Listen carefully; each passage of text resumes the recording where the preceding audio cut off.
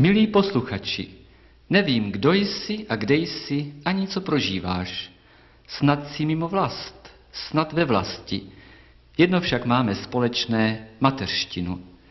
Tato deska je určena všem, kteří mluví česky a tvoří tak pouto mezi námi, zvláště pak mezi námi doma a těmi, kteří jsou mimo vlast. Vzkazuji tedy všem věrným Čechům pozdravení. Rád bych však dal svému pozdravu určitý ráz, který by tě, milí posluchači, vedl k zamyšlení. Tak málo času máme dnes k zamyšlení nad sebou. Pokusím se uvést tě do něho nejkrásnějším podobenstvím z Bible, z knihy, která mnohým pomohla k radostnému životu. Nějaký člověk měl 2 syny. Mladší z nich řekl otci: Otče, dej mi díl statku, který nám nepřipadá. On pak rozdělil jim statek. Po nemnohých dnech sebral mladší syn všecko, odstěhoval se do vzdálené krajiny a tam rozplýtval svůj majetek rozmařilým životem. Když pak všecko utratil, nastal veliký hlad po oné krajině a on počal míti nouzi. I šel a chytil se jednoho občana oné krajiny a ten jej poslal na své pole pást vepře. I když chtěl naplnit si žaludek plody, které jedli vepři, ale nikdo mu jich nedával. Vzpamatoval se a řekl: Kolik nádeníků mého otce má nadbytek chleba, já však zde hynu hladem. Vydám se na cestu k svému otci a řeknu mu: Otče, zhřešil jsem proti nebi i před tebou, nejsem již hoden nazývati se tvým synem, učiň mě jedním ze svých nádeníků. I vydal se na cestu a šel k svému otci. Když byl ještě daleko, spatřil jej otec, slitoval se nad ním, přiběhl, vrhl se mu kolem krku a zlíbal jej. Syn mu řekl: Otče, zhřešil jsem proti nebi i před tebou, nejsem už hoden nazývati se tvým synem. Otec však rozkázal svým služebníkům: Rychle přineste nejlepší roucho a oblecte jej, dejte mu na ruku prsten a sandály na nohy, přiveďte vykrmené tele, zabijte je a budeme jísti a radovati se, že tento můj syn byl mrtev a ožil, ztratil se a byl nalezen. I počali se radovati. Tolik z podobenství. V určitém věku říkávají synové i dcery otcům, že si své věci budou spravovat sami. Zcela zřetelně zde slyšíme mluvit sebevědomí. Svůj osud a všechno si beru do svých rukou a mám právo. A ku podivu, otec dal, nezakazoval, nebránil a syn vzal a šel. Šel jako člověk, který pro své sebevědomí ztrácí pochopení pro vyšší hodnoty a stává se sobcem. Všimni si, jak sebevědomí narušuje vztahy mezi lidmi. Ale podobenství má v sobě skrytou pravdu. Popisuje vztah mezi Bohem a člověkem. Syn zde představuje všechny, kteří si vzali sebevědomě všechno, co dostali do vínku a proměňují to ve svůj prospěch, ať už prostopášně, či slušně a mravně. Nic Pánu Bohu, vše pro sebe. Jak si to učinil ty? V podobenství nacházíme na jednom místě obrat. Vzpamatoval se. V dané situaci prožil sebepoznání. A sebepoznání jej vede k tomu, aby vyhledal ty staré zpřetrhané svazky s otcem. Nyní oceňuje jejich hodnoty. Poznává cenu chleba a domova. Chléb a domov znamenají pro duši nasycení pokojem Božím. A jsme u toho, co i ty potřebuješ pro svou duši a co musíš prožít, abys byl opět radostným člověkem. Zamysli se nad sebou. Znáš sebe? Ale k poznání sebe je potřebí pomoci někoho, kdo tě zná a kdo tě zná lépe než ty sám. A to je sám Bůh. Bůh zná srdce vaše.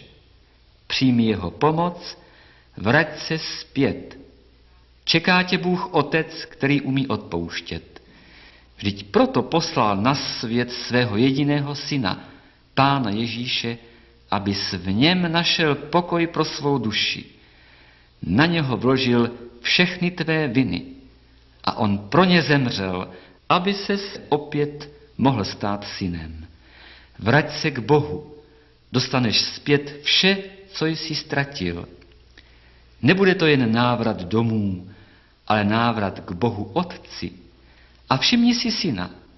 Syn byl zarmoucen nad svým hříchem, litoval svého odchodu a poznal je jako hřích. Činil pokání. Žádal otce o odpuštění, otec odpustil, protože jej miloval, a syn skutečně přijal pro sebe odpuštění. A potom dal otec synovi všechna ztracená synovská práva. Totéž se děje s námi. Činíme-li pokání a přicházíme osobně k Bohu, vyznáváme-li své viny a žádáme jej o odpuštění, on nám odpustí a učiní z nás dítky Boží. A výsady, které nám Otec dává, jsou tyto: mír v srdci, radost, potěšení v zármutku, nový směr života a ujištění, že půjdeme po smrti přímo k němu. A to je pravé štěstí.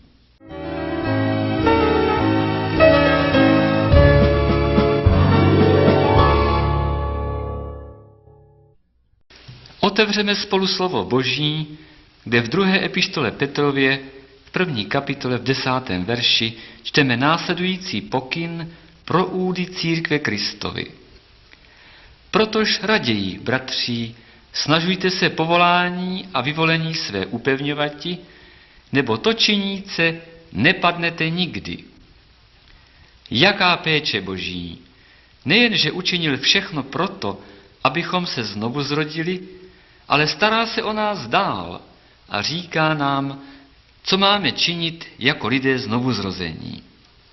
A tu bych vám rád zdůraznil důležitou věc. Spasení je zdarma, ale jeho upevňování a utvrzování je naší povinností. Snažujte se povolání své upevňovati. Povolání je něco živého, co podléhá vlivům, a proto nás Pán napomíná, abychom je nezanedbávali. I ty jsi povolán. Zaslechl jsi volání Boží a uposlechl jsi. Bůh volá všechny a ti, kteří poslechnou, stanou se povolanými a vyvolenými. A protože je tu na světě ještě někdo, kdo se snaží tvé povolání rozbít, uvést v pochybnost, proto ta povinnost upevňování. Mnoho hlasů uslyšíš ze všech stran, nenásleduj je. Ovce mé hlas můj slyší, cizího pak následovati nebudou. Tvé povolání je podobno hrázi. Na tobě je, abys na ní pracoval a stále ji upevňoval, aby jednou, až přijde povodeň, hráz nebyla protržena a ty nezahynul. Tou hrází je vykoupení Kristovo. On tě vykoupil svou smrtí na kříži a ty si jeho oběť přijal vírou. Je na tobě, abys nyní dále rostl ve svém duchovním životě, abys neustal v modlitbě a čtení písma, abys pilně pracoval na svém duchovním růstu a vzdělání, abys mohl posloužit i jiným ke spasení. Mnozí křesťané se spokojí s tím, co mají, čeho dosáhli. Přestanou upevňovat hráz svého povolání a když pak přijde protivenství, nepřátelství či nemoc, pak je hráz narušena. Nedej se zmást těmi, kteří zanedbávají své spasení a jen tak někdy, občas se zběžně podívají do písma nebo do kostela či do shromáždění. Kdy je potřebí začít s upevňováním? Hned, dnes. Ne až v havarijním stavu, ne až je hráz ohrožena. Může být pozdě. Je to tak důležité. Vždyť se jedná o život. Kdo nezačne hned, je v nebezpečí, že nezačne nikdy. Vždyť my nikdy nevíme dopředu, kdy přijde povodeň. A upevňovat hráz v bouři a nárazu vln může znamenat ztrátu všeho. Duchovní život se vždy zastavuje po krůčcích. Je to jako s domem, se kterého začne opadávat omítka. Nikdo neví, kdy to začalo, ale jednoho dne je vidět, že nastávají změny. Dobrý majitel, který si váží svého domu, pečuje o jeho zachování. A nakonec ještě otázku. Jak a čím upevňovat své povolání? S povoláním je to jako se zdravím.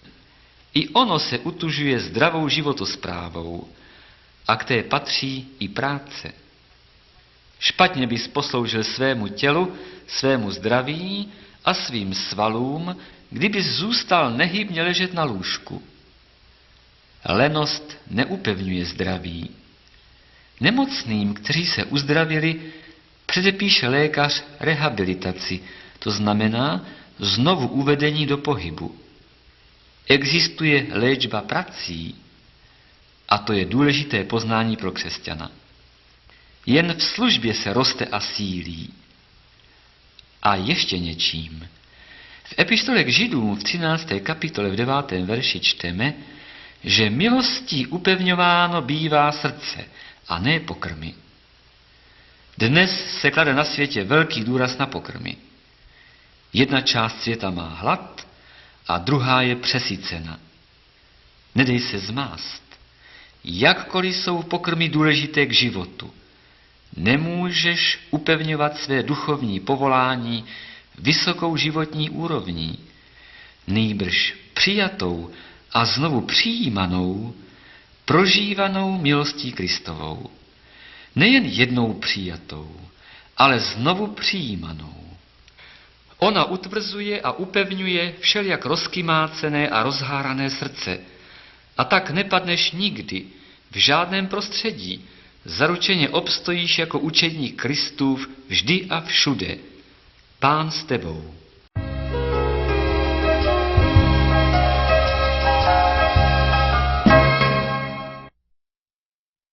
Jaká výsada znát Pána Ježíše a vědět, čím se stal pro mne, vědět, že je mým spasitelem.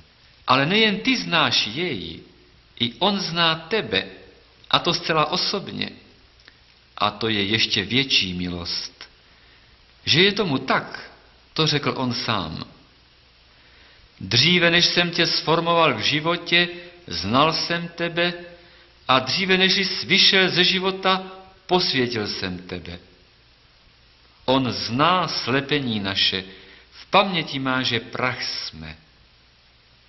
Jaká milost, že se smíme znát navzájem, já jeho a on mne. Ale je tu ještě pokyn Boží, abychom znajíce Hospodina více poznávati se snažovali. Ještě nejsi u konce svého poznání, pokračuj v něm a jeho milostivá ruka tě uvede ve slávy chrám. To je cíl, který má Bůh s tebou. Uvést tě k sobě samému. On to zaslíbil a on to učiní. Otevři své srdce jemu a požádej ho, aby tě víc a víc přitahoval k sobě, protože on sám je pramen lásky.